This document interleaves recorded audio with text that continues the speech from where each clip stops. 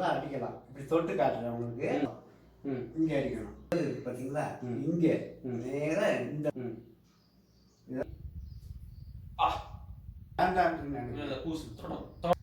அப்புறம் எங்கே வாங்க இன்னொன்று அதை இஞ்சிக்கு தான் அடிச்சிருக்கேன்.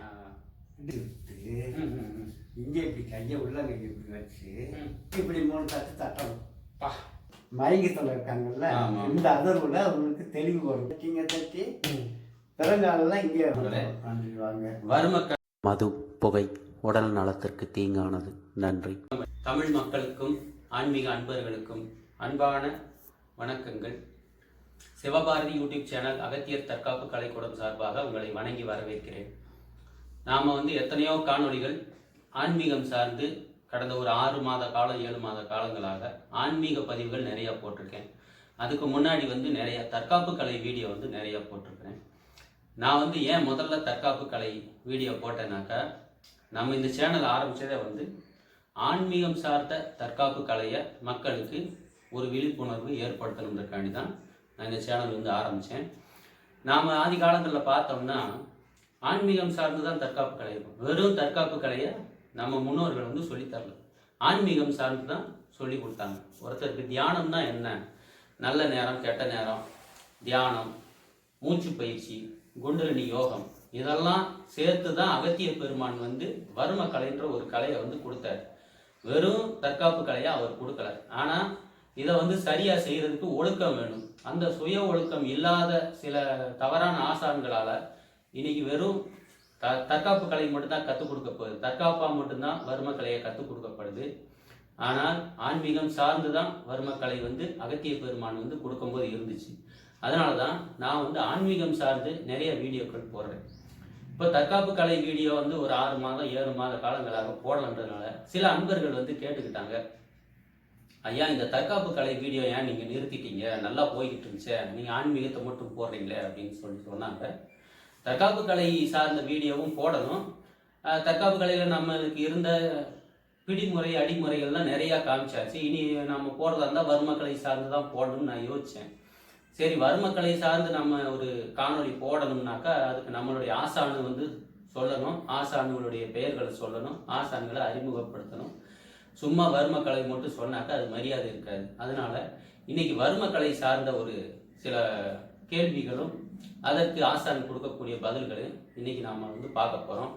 இதுக்காக வேண்டி என்னுடைய அப்பா, என்னுடைய தந்தை திரு சகாதேவன் ஆசான் அவர்களை நான் ரொம்ப காலம் கழித்து நான் சந்திக்கிறேன். நாங்கள் 2 பேரும் நான் தனியாக ஆன்மீக பயணத்தில் நான் போய்கிட்டு இருக்கிறேன். அவர் தமிழ்நாடு முழுவதும் வர்மக்கலை போய் எடுத்துக்கிட்டு இருக்காரு. அதனால் நாங்கள் சந்திக்கிறது எப்படி ஒரு 2 வருடம் 3 வருடத்துக்கு ஒரு முறை தான் நாங்கள் சந்திப்போம். இன்றைக்கி சந்திக்கக்கூடிய வாய்ப்பு கிடைச்சது. நான் இன்றைக்கி அவரை சந்தித்து ஒரு வீடியோ எடுக்கணுன்றதுக்காண்டி இன்றைக்கி அவரை அணுகியிருக்கேன். இன்றைக்கி அவர்கிட்ட வர்மக்கலை சார்ந்த அந்த கலை சார்ந்த சில கேள்விகளை கேட்கலாம், மக்களுக்கு தெரிஞ்சுக்கிறதுக்காண்டி. இப்போ என்னுடைய அப்பாவை பற்றி சொல்லணும்னா, எனக்கு அவரை அப்பாவாக பிடிக்கிறதோட ஆசானா எனக்கு ரொம்ப பிடிக்கும். ஏன்னா அவர் பல வருடங்களுக்கு முன்னாடி சிறு வயதுலேருந்தே கலைகளை கற்றுக்கிட்டு ஒரு ஆசானாக இருந்து பல மாணவர்களை உருவாக்கியிருக்காரு. சில பிரபலமான மாணவர்கள் கூட இருக்காங்க அவருக்கு, பேரெல்லாம் நான் சொல்ல விரும்பலை. இப்போ அந்த வர்மக்கலை ஆசான் சகாதேவன் அவர்களை பற்றி ஒரு சின்ன பேட்டி எடுக்கலாம். வணக்கம் ஆசான் அவர்கள். ஐயா வணக்கம். இவர் தான் வர்மக்கலை ஆசான் சகாதேவன் அவர்கள், என்னுடைய அப்பா. ஆனால் எனக்கு ஆசான்ற முறையில் தான் நான் இப்போ பேட்டி எடுத்துக்கிட்டு இருக்கிறேன். இப்போ நீங்கள் வர்மக்கலை எங்கே கற்றுக்கிட்டீங்க, நீங்கள் கற்றுக்கிட்ட வர்மக்கலை ஆசான், உங்களுக்கு வர்மம் சொல்லி கொடுத்த ஆசான் நீங்கள் சொல்லணும். உங்களுக்கு மற்ற கலைகள் அடி வரிசை, பிடி வரிசை, குஸ்தி எல்லாம் கற்றுருக்கீங்க இல்லையா, அதனுடைய ஆசான்கள் அல்லது வர்மக்கலை ஆசான்களுடைய பெயர்களை நீங்கள் சொல்லணும். முதல்ல நீங்கள் உங்களுக்கு இந்த தற்காப்பு கலை ஆர்வம் எப்படி வந்துச்சு, எந்தெந்த கலைகள் நீங்கள் கற்றுருக்கீங்க, எந்தெந்த கலைகள் கற்றுருக்கீங்கன்னு முதல்ல சொல்லுங்க. அதாவது எந்தெந்த கலை கற்றுருக்குன்னு சொல்கிறேன். சவுண்டு எங்கள் அப்பா தான். அப்பா தான் எல்லாமே அவர் செய்வது எல்லாருக்கும் சொல்லி கொடுப்பாரு. நான் பார்த்துக்கிட்டே இருப்பேன், அப்படியே பழகணும் தான். அப்பா கிட்ட என்னென்ன கற்றுக்கிட்டீங்க? சிலம்பம், குஸ்தி, அப்புறம் பிடிமுறை, அப்புறம் தட்டு வரிசை, குத்து வரிசை. சரி, அப்பாவோட பேர்? பெருமாள். பெருமாள். அப்போ இல்ல பெருமாள். பெருமாள் அவரு அப்பா கிட்ட இருந்து நீங்க இந்த கலையை கத்துக்கிட்டீங்க. அப்புறம் வேற நம்ம அப்பா கிட்ட இருக்கிற விஷயமெல்லாம் நம்ம கத்துக்கிட்டோம். இன்னும் வேற ஆளுகளை போய் ஒவ்வொரு மாஸ்டரை போய் பார்த்தா இன்னும் ஏதாவது கிடைக்கும் அப்படின்னு ஆர்வ கோளாறுல அப்படி போனேன். ஆனா ஒவ்வொரு மாஸ்டர்கிட்டையும் சிறப்பானது 1 2 3 இந்த மாதிரி இருந்தது.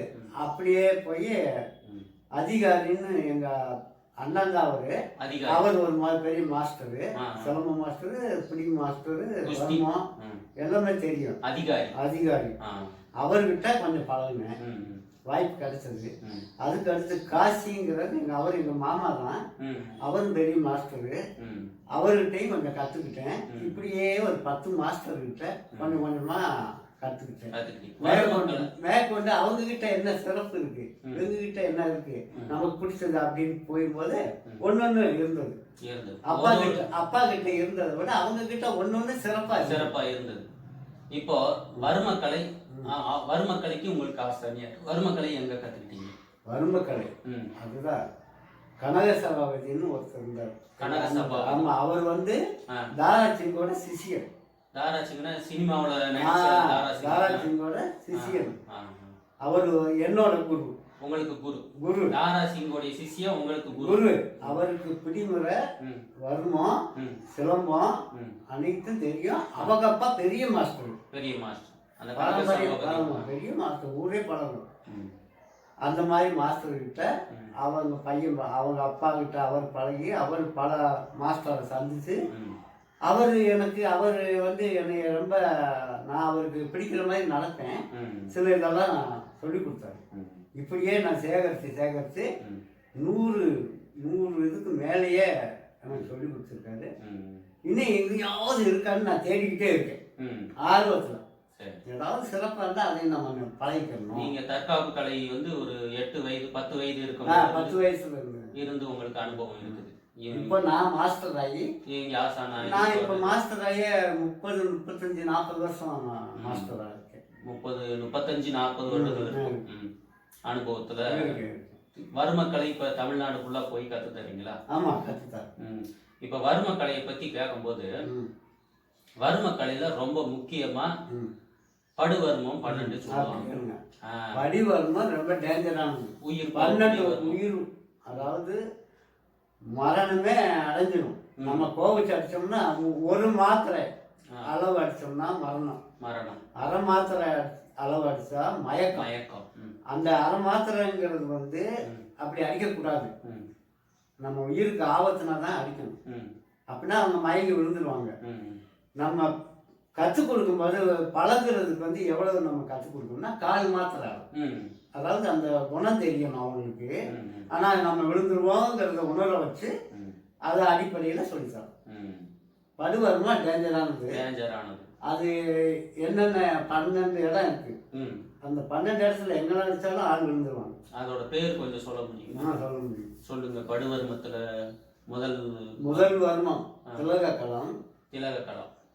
திலகக்கலம், கண்ணாடி களம், செவிக்குத்திக்களம், பெடனிக்களம், உச்சி வர்மம், நடுவர்மம், செவிக்குத்துக்களம். இந்த இடம் தொண்டை உறக்க காலம் வர்மம் இப்படி இருக்குது. அதுல இந்த தும்மிக்காலம் இந்த மாதிரி வர்மம் 12 வர்மம் தலைப்பகுதியிலேயே இருக்கு. இந்த கழுத்துக்கு மேலேயே தான் இருக்கு. இதுல எங்க நடிச்சாலும் மரணம் லேசா 1/4 மாத்திரை அளவுப்பட்ட உடனே மயக்கம். இதை எழுப்ப முடியுமா? எழுப்ப முடியும். அது குறிப்பிட்ட நேரத்துக்கு குறிப்பிட்ட நேரம் இல்லை. 1/4 மாத்திரை அளவு ஆனால் உடனே மயங்குவாங்க. நாங்கள் அப்படியே அதை அந்த இதை இலக்குமலை செஞ்சு எழுப்பி விட்டுருவோம். சரியாயிடும். ஒரு 5 நிமிஷத்துல உட்கார வச்சு அதை அப்படியே தட்டி கொடுத்து நீவி கொடுத்து சரி பண்ணும்போது அவங்களுக்கு சரியாயிடும். அவங்களே சொல்லுவாங்க. உங்களுடைய சொந்த பூர்வீக ஊர் எங்க தாத்தா எல்லாம் பிறந்ததெல்லாம் தேவாரம். தேனி மாவட்டம் தேவாரம். ஜமீன் காலங்கள்ல அங்க ஜமீன்கள்ல சிப்பாய ஃபைட் மாஸ்டரா இருந்து எல்லாரும் சொல்லி கத்துக்கிட்டவங்க நிறைய இருந்தாங்க. சரி. இப்போ அப்போ வந்து நீங்க வந்து தாத்தா காலத்துல இருந்து பரம்பரையா ஆசான்கள் அப்படி வரீங்க. அப்படி வர அதுல நீங்க வந்து வர்மக்கலை எல்லாம் கத்து கொஞ்சம் பெரிய லெவலில் ஆமாம் ஆமாம். சரி. இப்போ வர்மக்கலை கத்துக்கிறதுக்கு என்ன தகுதி வேணும்? தகுதி ஒழுக்கம் வேணும், ஒழுக்கம், பக்தி வேணும், ஞானம் வேணும். அப்புறம் இன்னொன்று, இது எல்லாருக்கும் நாங்கள் சொல்லித்தர மாட்டோம். நாங்கள் பார்ப்போம், அந்த நபரை பார்ப்போம், நாங்கள் சில டெஸ்ட்டுகள் வைப்போம், அதில் பாஸ் ஆகணும். இல்லைன்னா வெறும் தற்காப்பு கலையா இது நீங்கள் பழகிக்கணும் போதும் அப்படின்னு அனுப்பிடுவோம். எங்கள் மனக்கணிப்புக்கு தவறான ஆளாக இருந்தால் சொல்லித்தர மாட்டோம், மர்ம கலையை சொல்லித்தர மாட்டோம். இப்படிதான் பண்ணிக்கிட்டு இருக்கேன். அதுவும் இல்லாமல் சத்தியம் வாங்கிட்டு தான் சொல்லிடுவேன். தவறா பயன்படுத்தக்கூடாது கூடாது. உன் உயிருக்கு ஆபத்து வந்தாதான் இந்த 12 வருஷத்தையும் பயன்படுத்தணும் அப்படின்னு சத்தியம் வாங்கிட்டு தான் சொல்லித்தரோம். இது வந்து ஆதி காலத்துல வந்து இப்படி இருக்கு சத்தியம் வாங்கிட்டு. அதை நான் ஃபாலோ பண்ணிட்டே வரேன். எல்லாரும் வந்து கேட்டாங்கன்னா எல்லாருக்கும் நான் சொல்லி தர முடியாது. எனக்கு சரின்னு பண்ணணும். நான் ஏன் சொல்றேன்னாங்கிறத நான் அவ்வளோ கஷ்டப்பட்டு பழகினேன். மாஸ்டர் பல மாஸ்டர்களை போய் பார்த்து சந்திச்சு ஒன்று தான் சொல்லி தருவாங்க, அடுத்தது சொல்லியே தர மாட்டாங்க. ஏன்னா என்னை டெஸ்ட் பண்றாங்க. இந்த மாதிரி பயங்கரமா அழகு. ஆனா ஒரே எப்படியாவது இதை கத்துக்கணும்னு எனக்கு ஆர்வம் இருந்தது. அதனால நான் கத்துக்கிட்டேன். இன்னுமே கத்துக்கிட்டு தான் இருக்கேன். இப்போ நீங்க 35 வருஷமா ஆசானா மட்டும் இருக்கீங்க. 35-40 வருஷமா. அதுக்கு முன்னாடி சிறு வயதுல இருந்து கத்துருக்கீங்க. சண்டை, நேரடியான சண்டை போட்டு அனுபவம் இருக்கா? நேரடியா உங்களை யாராவது அடிக்க வந்து நீங்க அடிச்சிருக்கீங்களா? அது மாதிரியான அனுபவம்? அது வந்து தற்காப்பு கலையை மட்டும்தான் பயன்படுத்தினேன். வர்மத்தை பயன்படுத்த. ஏன்னா சண்டை சண்டை வந்திருக்கு. ஒரு தெருவில் சண்டை வரும்போது எங்கள் அண்ணனை அடிச்சுட்டாங்க. 5-6 பேர் வரும்போது நான் தூரமாக நின்று பார்த்துக்கிட்டு இருந்தேன். ஒரு ஆள் தானே அடிக்கிறாரு, அவரே பார்த்துக்கிடுவான்ட்டு நான் போகலை. அப்புறம் 4-5 பேர் வரும்போது இங்கேருந்து ஓடி போய் கிக்கு, கராத்தே கிக்கு, ஒரே பஞ்சிங்கு. கராத்தே கத்துருக்கீங்களா? கத்துருக்கீங்க. கராத்தே 40 வருஷத்துக்கு முன்னாடி கராத்தே. அப்படி எனக்கு ரொம்ப ஆர்வம். இதான் வாய்ப்பு. நம்ம கராத்தேவை இதில் பயன்படுத்தி பார்க்கணுன்ட்டு பார்க்கணுன்ட்டு பயங்கரமா இருந்துச்சு. நல்லா ஒரே அட்டாக்கு, ஒரே கிக், அப்படியே அங்கனே விழுந்துட்டாங்க. வர்மத்தை பயன்படுத்தல. வர்மத்தை பயன்படுத்தினா நம்ம உயிருக்கு ஆபத்து பயன்படுத்தணும். அப்போ நேரடி சண்டையில் நிறைய அனுபவங்கள் உண்டு. அடிக்கடி நிறைய உண்டு. இப்போ என்னதான் நம்ம தற்காப்பு கலை கத்துருந்தாலும் ஒரு நேரடி சண்டை வரும்போது ஒருத்தனுக்கு ஒரு பயம் வரும். அந்த பயத்தை எப்படி போக்குறது? காட்டுங்க. நல்ல கேள்வி கேட்டீங்க, சொல்றேன். ஒழுக்கம் ரொம்ப முக்கியம். ஒழுக்கம். அப்புறம் தியானம். அப்புறம் வந்து பக்தி. இறைவனுடைய ஒரு அமைதியான ஆசீர்வாதம் கிடைக்கும். நம்மளை நாம கட்டுப்படுத்தி சுய கட்டுப்பாடு மெயினா இருந்தாக்க நமக்கு எதுக்கும் பயப்பட வேண்டியது. அதாவது பீடி, சிகரெட் இருக்கக்கூடாது, சாராயம் இருக்கக்கூடாது. பிரம்மச்சரியம்னா இது அந்த பெண்கள் சம்பந்தமான ஒரு தீய பழக்கம் எது இருக்கோ அனைத்தும் அதுல அடங்கிடும். பிரம்மச்சரியமா இருக்கணும், தூய்மையா இருக்கணும். அப்படி இருந்தா பயம் போயிடும். சரி. இப்போ நம்ம நிறைய கருத்துக்கள் நீங்க சொன்னீங்க, கேள்வி கேட்டேன், பதில் சொன்னீங்க. இப்போ வர்மக்கலை பத்தி சின்னதா லேசா தொட்டு எந்த வர்மம் இருக்குன்னு ஒரு சிம்பிளா காமிச்சிடலாம். சரி. இப்போ வந்து நம்ம ஆசான் அவர்கள் வந்து சில வர்மங்கள்ல தொட்டு காமிக்க போறாரு. வர்மம்னா என்னன்னு தொட்டு காமிப்பாரு. இவ்வளவு நேரம் பேசுனதுக்கு இந்த வர்மத்தை பத்தி கொஞ்சம் எனக்கு தொட்டு காமிக்க, அப்பதான் மக்களுக்கு வந்து தெரியுன்றதுக்காண்டி நான் அவரை வந்து அணுகுனேன். அவரு சரி நான் வந்து செஞ்சு காமிக்கிறேன்னு சொல்லிருக்காரு. இப்ப இப்படி அடிக்கிறீங்களா? நேரா திலக காலத்துல அடிக்கலாம். இப்படி தொட்டு காட்டுறேன் உங்களுக்கு. திலக காலத்துல அடிக்கலாம். 1. 2வது கண்ணாடி காலத்துல இங்க அடிக்கலாம். 2. நீங்க ஒரு சில இதை கேட்டீங்க, நான் 4-5 சொல்லியிருக்கேன், உங்களுக்கு யூஸ் ஆகும். அப்புறம் வந்து பொய்க்கண் களம் இங்க அடிக்கணும். இங்க அடிச்சாலும் மயங்கி விழுந்துருவாங்க. அப்புறம் வந்து இந்த உதடு இருக்கு பாத்தீங்களா, இங்க நேர இந்த முத்திரையை பயன்படுத்தணும். இங்கே அடித்தாலும் மயங்கி வந்துடுவாங்க. அப்புறம் இந்த அடிமுறையிலேயே எந்த மரத்தில் இப்படி தட்டி விட்டு செவி குத்துக்களை இருக்கு, இப்படி அடிக்கலாம். இதெல்லாம் நான் தொட்டுதான் காட்டுவேன். ஏன்னா அது கொஞ்சம் அடுத்தாலே செயல்படும். அதனால தான் நான் தொட்டு காட்டுறேன், இடத்த காட்டுறேன். நீங்கள் இப்போ நான் அடிக்க வரேன், நீங்கள் ஃபஸ்ட்டு ஒரு வருமத்தை காட்டுங்க. ரைட்டு பாருங்க, தொட்டு தான் காட்டுறேன், அழிச்சு காட்டுறேன். தெரியுதா?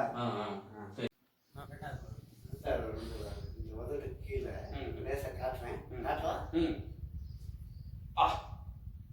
சரியான பாதிப்பான இடம் தான். எல்லாமே பாதிப்பு. தெரியுதா? அதுதான் நான் தொட்டு காட்டிதான் சொல்லிட்டேன். சரி சரி, பரவாயில்ல. அடுத்து வேற இங்கே பாருங்க, கண்ணாடி கணம் ரொம்ப டேஞ்சர்.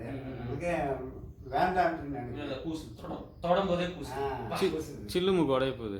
அங்கே உடையாது, அது கொடையை காட்டுச்சா அது வரணுங்க. அப்புறம் எங்கே வாங்க, இன்னொன்னையும் காட்டுறேன், தெரிஞ்சுக்கிறது இருக்கிறா. பாருங்க இந்த இடம்